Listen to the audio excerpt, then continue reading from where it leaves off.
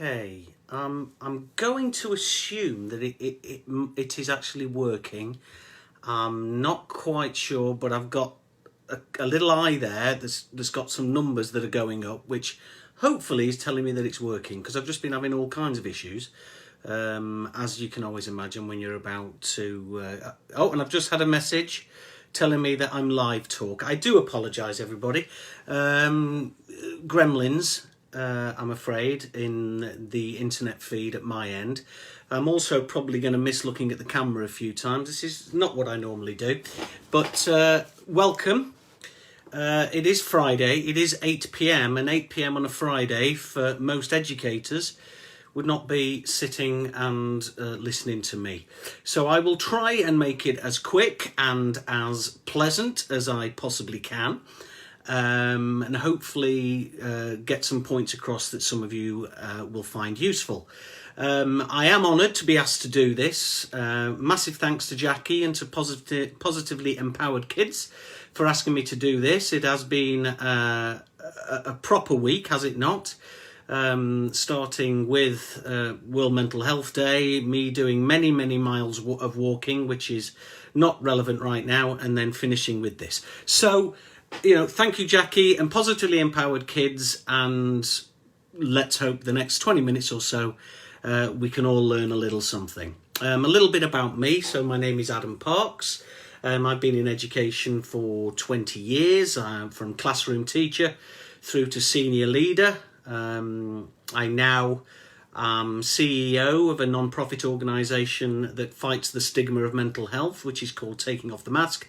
And I'm also run my own education consultancy called Parks Education, which clearly didn't take me a lot of thought. In the bio, it says that I do go for the warts and all approach, and that is absolutely true.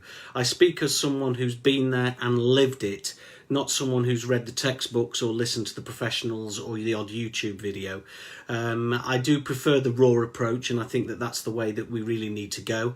I will not be throwing any theories or highfalutin ideas at you. I will literally be telling you about my experiences, my observations, and if any of you can benefit from any of that, then fantastic. I'm also very aware that I am sure I'll be repeating some of the things that have already been said by my esteemed colleagues during the other evenings this week. I've been given the Friday slot, so I don't know whether that's the encore or actually the funeral music slot, but you know, we will go with it anyway. But you know, if I repeat, I apologise. That only reaffirms, doesn't it? Now, I'm no longer working within a school on a day-to-day basis.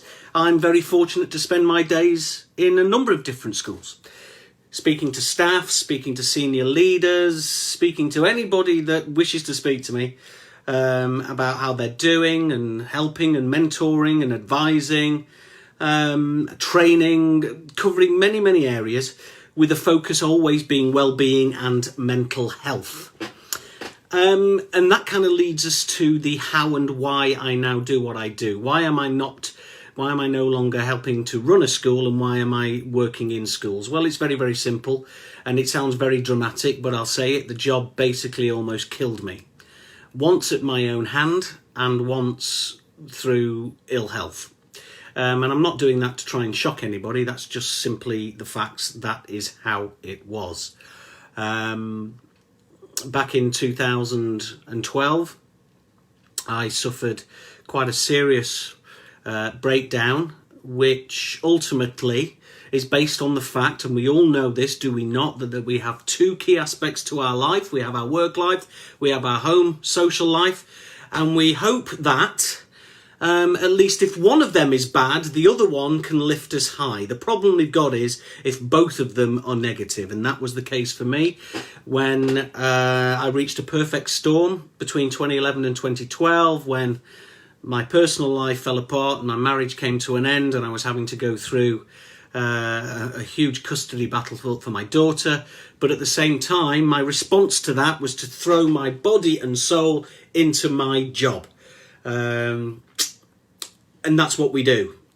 But I threw too much body and threw too much soul into it until post Ofsted, where we got an outstanding, which is incredible. But, you know, considering where we were at, it was a difficult time. The very next day, I collapsed in my office and had to be literally carried out by Mr. Graham Brown, who was my head of maths and someone who will live dear in my heart forever for what he did for me on that day, because my body gave up. And if you don't sleep for a fortnight or eat for a fortnight and lose 5 stone in weight, that will happen. And quite interesting, I noticed the picture that was used on my bio. Before you're thinking, he's porked up a bit. No, this is actually the normal me. The picture of me in the bio was just after I returned to work after that period. And as you can see, the collar of my shirt doesn't fit, my tie doesn't fit, none of my clothes fitted. And that was a result of what happened. So as a result of that, I had a breakdown.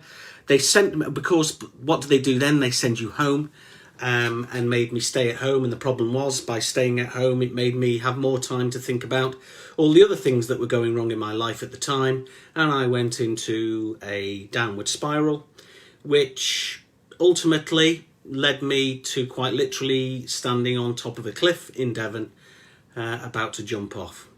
The rest of that is history. The story is well written and documented. I won't bore you with it here and now, but obviously if you want to follow me and follow my my various social medias, you can find out for yourself.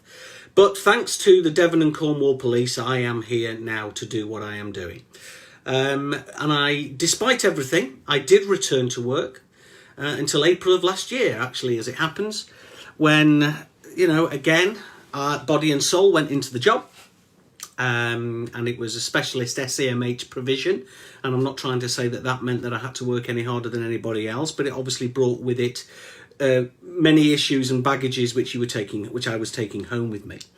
And I collapsed again at work. This time they thought I'd had a massive heart attack, and it hasn't. I've not, thankfully, again, obviously. But my blood pressure had reached such levels, my stress and anxiety levels had reached such levels that I needed to be signed off again. But this time it was very, very different. The result was I came home. My amazing little girl, Ellie, who is the very reason for my existence and the reason I know that I didn't take that jump off the cliff in Devon, literally just looked at me and just said, "I don't want my daddy to die." And that was it for me. Those were the words that changed my life forever. And at that point, I knew that I had to leave doing the job that I loved, and do something else. So if I couldn't help from within, maybe I could help from without. And that's exactly what I hope to now try and do with taking off the mask and with Parks Education. I've always spent my time fighting for the kids and what's best for the kids. And the hardest thing about giving up the job on a daily basis was undoubtedly thinking about letting the kids down. But then I've realised now that I can help many, many more young people by supporting schools up and down the length and breadth of the country to get it right and to focus on their staff. And by focusing on their staff, you will be giving something better to your kids. And that's what I'm hopefully going to look at today. We live in a results-focused world. Education is nothing but results, and I think sometimes those results can blind us into believing we're doing a fantastic job. My school is in the top % of schools performing at this. Well done. But are your staff happy? There's the big problem for me, and that's what I want to actually focus on. And actually, as I hope I will prove, that your results will be even better if your staff are happy. I guess my results as a head teacher, as a school leader, as a teacher, whatever you want to say, I was a success. Outwardly, I looked like I was a success. Ofsteds were always great, etc., etc. But you ask that Adam Parks that was standing on top of the cliff whether or not he felt he was a success, and he would give you a very, very different answer. And I think that's where I'm hoping to go with today. So, part of the title of the talk that I'm giving is about lip service. Now, in education, we know all about lip service. Ofsted are the kings and queens of lip service.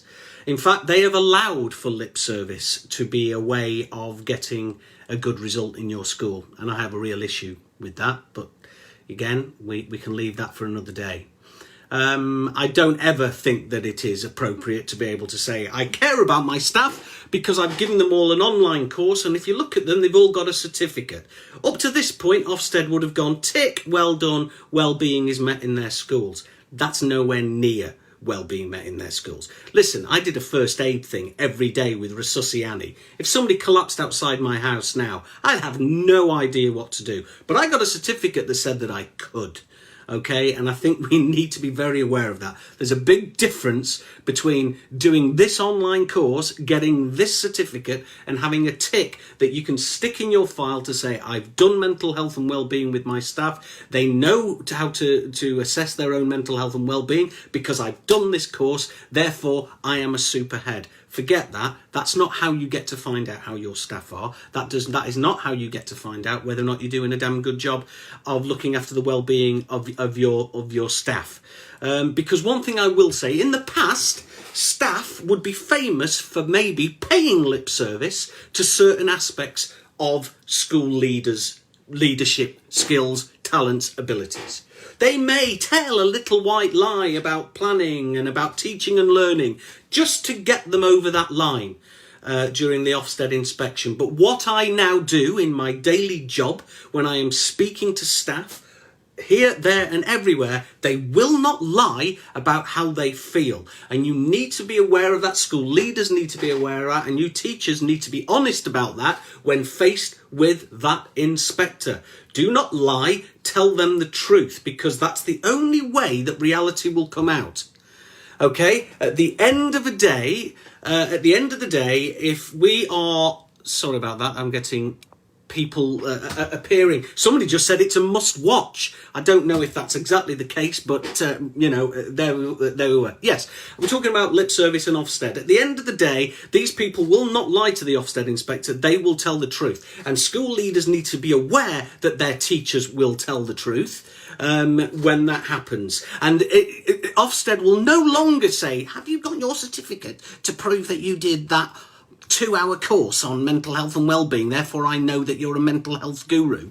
No, they're not going to ask that anymore. And in fact, what I do actually feel is that Ofsted didn't go far enough with their last inspection when they themselves pay lip service to well-being within it. But I do believe, and I have to believe this, and I know Steve Waters, who's heavily involved in this and has been massively involved in this festival here, is certainly a power broker behind this, is about getting Ofsted to be explicit within their report about the well-being and mental health of their staff. And I'm sure that's what it will be. So let's move away from certificates. Let's move away from online courses that cost you 10 quid for each member of staff to do. And let's create a culture. That's very different. You don't create a culture with a certificate. You don't create a culture of well-being and positive mental health by paying lip service to it. The only way you create a culture is by knowing what you need to change. And the only way you know what you need to change is by asking the people themselves.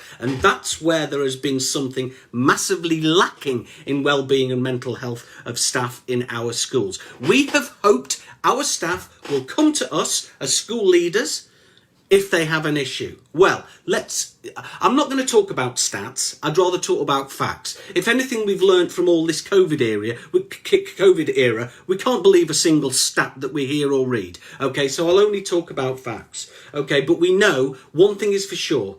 Education staff largely will not speak to their line managers if they are struggling with their mental health. Okay, that's why lots of you head teachers who may this in the future get that sick note that says something like stress, anxiety, stomach, IBS, whatever. Let's not forget all of those are mental health issues. Okay, and I think we need to be very aware of that. So how do we change culture? As I said, we need to speak to the staff. We need to find out what is done well and what could be done better. This is not about your ego. This does not have to about you being a princess or a prince and being bothered that you do not think that person has the right to say that to me or about the way that I run a school. Listen, when I do my audits, and anybody, and I know there's people watching here who've been part of that, and I know there's people who's going to be watching this that have been heavily involved in my audits, I don't just speak to the head teacher or to the deputies or to the SLT or the teachers or the TAs. I speak to the dinner ladies, I speak to the caretakers, I speak to the ground staff, because culture goes from bottom to top and top to bottom in any working environment, and a school is no different. Okay, so that's what I do on a daily basis, and I do apologise if I get a bit passionate about things. That's partly for the fact that I've hardly slept because I've walked a lot, and the other reason being I do just get very passionate about things as well. Okay, so yeah, and somebody said that there has to be trust in the leaders too, though. Yes, that absolutely, that is correct. And I'm working with fabulous, please, I'm not saying here that all I was a school leader. I work with school leaders all the time that are remarkable, and I mean remarkable. Okay, I can't comment on those that I've not done any work with, so I'm not. But I can talk about my experiences, and that's what I'm doing. And the experience of many people that I speak to in schools that have worked in other schools. And I think that's very, very important at this point as well. So that's the lip service side of things. So on a daily basis, I speak to staff, whoever they may be, about their well-being and mental health in schools and how they feel that they do it. So this is where that awful term audit comes in, and I don't like it. I use it because it's just something that certainly CEO type people like. They like that kind of word. Money people like the term audit. But what actually it is an overall assessment of where a staff is, all the staff are, with regard to their mental health and well-being. What goes well in your school? What doesn't go so well in your school? And what you think could change? Denise, wonderful. Denise is watching me now. Denise Meller, who is watching, is one of those remarkable head teachers that I work with. Okay? And where well-being sits at the very heart of everything she does.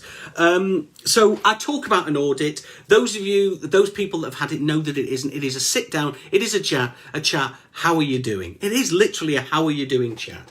People seem very confident to speak to me because I'm not a counsellor, because I'm not a psychiatrist. I'm not a psychologist. I'm just one of them who shared very similar experiences to them. And that's what I do.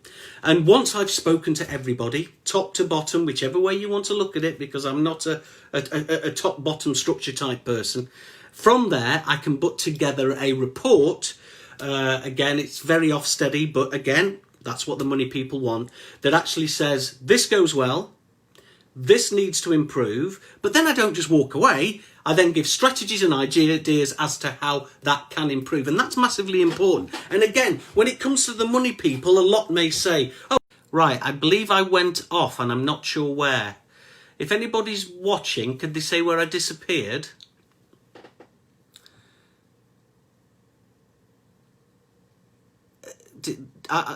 This is awful now because I don't know what happened, but it just said I'd lost connection, so I don't know where. Money people. Oh, I don't know about that, Denise. I've mentioned money people a lot. Okay, but I've said that terms like audits matter to the money people. I also said the strategies that I come up with, they matter to the money people because they think, well, how much is this going to cost me?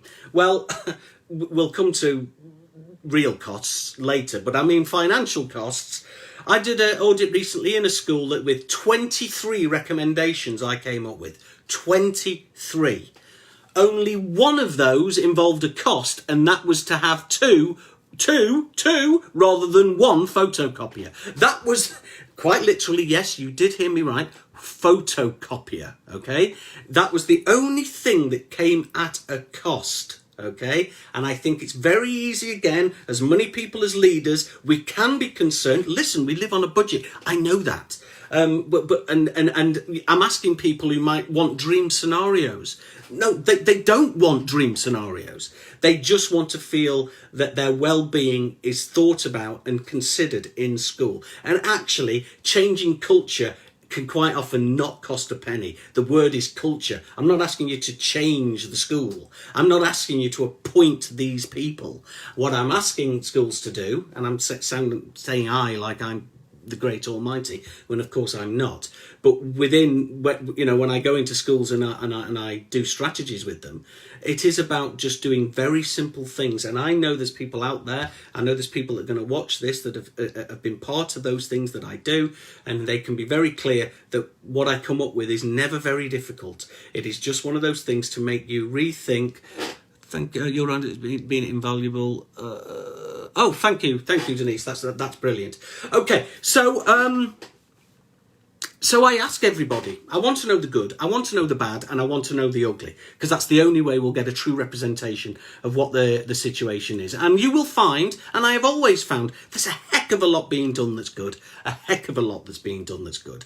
Okay, and if I want to go back to, it's almost like I'm backtracking, but I think that I should, how this all began. At the end of the day, I didn't set out to be Parks Education Consultant in any shape or form.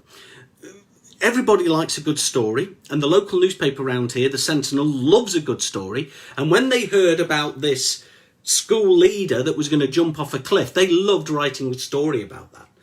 They were more interested in the jumping off a cliff than the reasons why I was going to jump off a cliff. And again, that's another point that I think is extremely relevant. But actually, it worked out great. And I was taking a bit of time off. I was enjoying my time on a beach with my daughter in Lanzarote when I got an email from a head teacher in Newcastle, a wonderful, wonderful man by the name of Garrett Murray, who basically asked whether or not we could have a chat. At this point, I'd not considered anything. And I was just focusing on the charity side of things. And I went and had a chat with Garrett Murray from St. John Fisher Catholic College, who basically said, I think I'm pretty good at looking after my staff. Can you just confirm that for me? And I said, not a problem at all. And that's what I did. And I spent time with the staff and I interviewed the staff and we found out where we were at.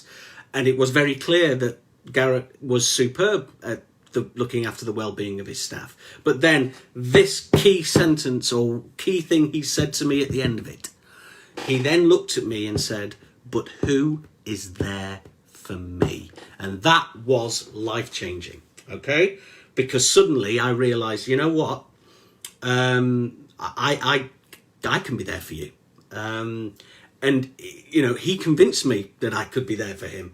And for many others like him. And that is how it happened. Out of adversity, out of the cliff edge, my real vocation in life has come. I'm still getting to work in schools. I'm still getting to deal with the profession that I adore. So I've not left it. I'm still spending time with kids, because even though I'm not, that's not supposed to be my role, schools are asking me to spend time with the kids. They love to hear a good cliff edge story to the kids. I do love the fact when they put their hand up and say, sir, did you jump? That's always hilarious, to which I just say, yeah, I used to be 6'7". But, you know, it's fabulous. I'm getting to do all the things I always wanted to do, but in a very, very different way. And I am finding that I'm getting more positive reaction by being outside kicking in than whenever I was inside kicking out. So, how and why, that was the other part. So I talked about lip service, and I also said, oh, why we achieve it. Obviously, I've talked about the talking idea, the audit idea. Let's find out where we're at, and let's find out what we need to change. So for those of you who say we can't afford it, again, another quote from the wonderful Garrett Murray. I don't know if he'll ever see this, but he is. He should certainly. I should be his PR man, I think. He was the one who said to me, we can't afford not to. And I think that was the key. Because actually, for the money people and for the data people, let's look at some actual facts here. Okay, we've got 1/3. This is why we have to afford to actually make sure that well-being and mental health sits at the forefront of everything that takes place in our schools. 1/3 of educators are leaving the profession in the first 5 years. It's a stat you've heard a lot, okay? But let's get it out of our heads that this is just sorting the wheat from the chaff. No, it isn't. There are some amazing teachers leaving the profession in the first 5 years. It's amazing how people who don't want to focus on it will have an answer for everything. Yeah, well, it's sorting out the wheat from the chaff. I wish that was the case. No, it isn't. We can't afford not to do anything about it because you know, we've got a workforce in schools that are too afraid to admit they are struggling with their mental health for fear of retribution. There are percentages bandied about. Again, I'm not going to chuck stats because I prefer facts. But there are so many. When I'm doing my audits, the number of people who are on medication or receiving counselling or been through the process, and when I ask, does your head know, or does such and such know, your line manager, the answer is inevitably going to be no. Why have we created that situation? Why are we not prepared to open up when we are struggling with our mental health? If we break our leg, we go in and get it signed like a badge of honour. If we play rugby and cut ourselves, that's a hero scar. But if we're struggling with our mental health, we don't want to say anything because we still fear there is a retribution. That is the stigma, and that was the thing that I set up Taking Off the Mask for, was to fight that very stigma. We need to break that down, and I do believe we're going a long way to doing that. Also, with regard, why can we not afford not to? We've got mental wellness being so low in many cases that a number of very good teachers are actually being walked down the capability line. This is something that really, really bothers me. No, I never did go down the capability line, so it's not something that's close to my chest because I've been there. It is something that's close to my chest because I have listened to people who have suffered that. But actually, the reason why they are not performing at their best is because their life is in tatters and they are struggling, compounded by the fact that they are not comfortable and confident enough to own up to it to those school leaders. So where is the problem here? Okay, it's not a miracle. I'm not going to point fingers. It isn't difficult. If it was a maths equation, the equals at the end would be very, very easy. Teacher not prepared to talk, therefore suffering, plus capability equals what? Okay, and the answer is crap teacher. There's something else that needs to be resolved to create or to make that situation better than it already is. Okay, the other one, and okay, here's one for the money people. Supply costs gets forgotten. Latest figures approximately, again, facts and stats, £1.5 billion spent on supply last year-ish, maybe a bit more. Maybe more towards £2 billion spent on supply, okay? Now, teacher recruitment is part of that problem, but teacher recruitment is also part of the wellbeing problem. 1 in 5, 1 in 3 leaving in the first 5 years, etc. Long-term illnesses that are not associated with mental health are also part of that. But how much of that is down to long-term absence for stress, anxiety, or depression-related illnesses? Okay, so for the money people out there, there is a big positive for you to ensuring that well-being and mental health sits at the forefront of what you do. I don't like to put a cost or a financial cost on anything, but some people do. But actually, I can tell you that you make your school a happy place to work, your supply costs and other expenditures would drop dramatically. Fact, not fiction, fact. So actually, again, how can you afford not to? And it's actually unknown how many absences are due to ill health. Again, like I've said, sick notes that have got IBS, etc., etc. I know for well it's because somebody is struggling. They need some time off. The stress has got too much. Also, this is the shocking statistic. If we'd not, and have you noticed I've purposely avoided that word COVID, Now, I've purposely avoided that because that's on everybody's lips. And if I was to do a talk on COVID, I'd be here forever. So I've purposely avoided COVID because actually, to get a truer picture, we need to imagine that COVID isn't here. Because with COVID, the picture is just beyond belief. But even without COVID, depending on which stats you believe, between 60 and 75% of education staff would have had some form of mental health issue this year without COVID. So what is the percentage with COVID? Okay, and there you go. That's all I'm going to say on that point, because I don't want to stress the point. But in a normal, listen, I'm sick of using the term what is normal, etc. Normal situation, year on year, anything between 60 and 75% of education staff have some form of mental health issue. Let that sink in, because that is absolutely incredible. And then ultimately, I've talked about monetary costs, which matter to some people, and then to others, of course, the ones that ultimately matter to everybody is performance. And I will say this: do you honestly believe that a staff that are struggling are giving the best to the kids in that school? Or are you just interested in how the results look at the end of the academic year? Because if someone is struggling, are they going to be performing at their best? Listen, that's teaching my grandmother to suck eggs. Clearly, we know the answer to that. And what brings it to light to me more than anything else, of course, is the wonderful trumpets and drums.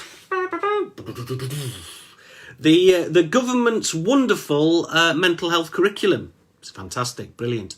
Let's focus on the mental health of the kids. Yeah, fantastic, brilliant. I'm Mr. Inclusive. I am all for focusing on the mental health of the kids. Who's going to deliver it? Well, the staff are going to deliver it. Okay, brilliant. So staff who 60 to 75% are struggling, staff who are too scared to admit that they are struggling, staff who are desperate to get out of the profession, let's keep going, are going to deliver a mental health curriculum to the children. Yeah. I see a flaw in the plan. I don't know if anybody else can see the flaw in the plan, but I can definitely see a flaw in that plan. Okay, so, shoot me down if it goes against everything you believe in when I say in this situation, staff have to come first. Imagine a car. I'm a car buff. I love my cars. Okay, and the kids are the bodywork and the staff are the engine, okay? And if you just focus on results, you're just looking at that parked car. That parked car looks beautiful and shiny and the kids are doing great and they're doing wonderful. Lift up the bonnet and you've got a knackered engine, or no engine at all. Okay, it's only when that beautiful car is running you can see how bad condition it is actually in. Okay, and that's something that we need to think about. So if you're going to have a decent mental health curriculum for the kids, you need to have mentally well staff delivering that curriculum. So it can't be delivered by staff that are struggling. It can't be delivered by staff that are not sleeping. Cannot be delivered by staff who are having to medicate themselves to keep their mental health on a balance. It cannot be, using that word balance again, by a staff who do not have a work-life balance. And more importantly, it can't be delivered by staff who no longer want to be in the job. And we know how many staff are leaving. So let me bring this to an end by saying I do not want to be the giver of a horror story, okay?